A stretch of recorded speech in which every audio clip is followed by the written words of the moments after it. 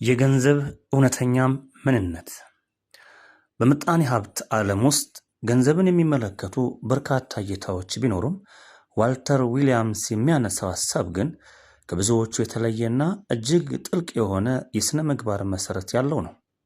ለሱ ገንዘብ እንዲሁ የመገበያ መሳሪያ ወይም የብረትና የወረቀት ክምችት አይደለም። ይልቁንም ገንዘብ ለአንድ ሰው ላበረከቱት መልካም አገልግሎትና ለፈጸሙት በጎ ተግባር ማህበረሰቡ የሰጡት የታማኝነት ምስክርነት ወይም የምስጋና መግለጫ ነው።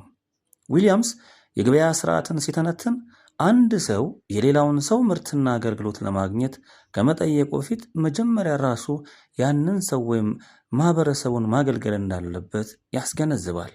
በዚህ መሰረት አንድ ሰው በኪሱ የያዘው እያንዳንዱ የገንዘብ ኖት በውስጡ ስውር መልእክት አለው። ያ ኖት ይህ ግለሰብ ለወንድሙ፣ ለጎረቤት ወይም ለማህበረሰቡ የሚሆን ጠቃሚ ነገር መስራቱንና ለሰው ልጆች ፍላጎት መሟላት አስተዋጽኦ ማድረጉን የሚያረጋግጥ የምስክር ወረቀት ነው። የዚህ ንድፈ ሐሳብ ዋነኛ መሰረት መጀመሪያ መስጠትና ከዚያም መቀበል የሚለው መርህ ነው።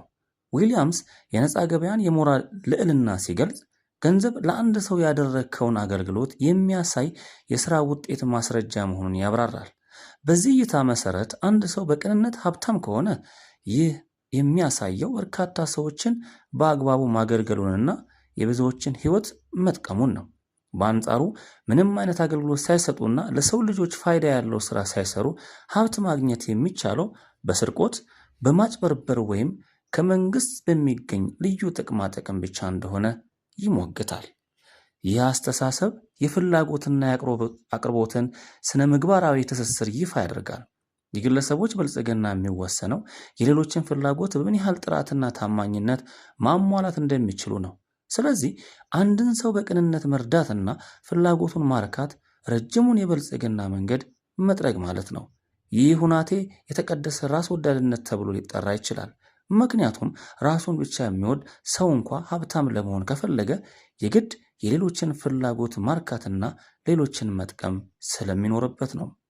የዊሊያምስ ንድፈ ሐሳብ ገንዘብን የማህበረሰብ እውቅና፣ ሀብትን ደግሞ የብዙዎች አገልግሎት ውጤት አድርጎ ይስለዋል። እውነተኛ ብልጽግና የሚመጣው ሰዎችን ሳይሰርቁ፣ ሳይገፉ ወይም ሳይበድሉ ይልቁንም በራሳቸው ፍላጎትና ምርጫ እንዲያገለግሉት በማድረግ ነው። ይህ እይታ የንግድ ስርዓቱን ከቁሳዊ ትርፍ ባለፈ ወደ ላቀ የሥነ ምግባርና የጋራ ተጠቃሚነት ደረጃ ያሸጋግረዋል። ከአፍሌክስ ፕሬዝዳንት ዛዲግ አብርሃ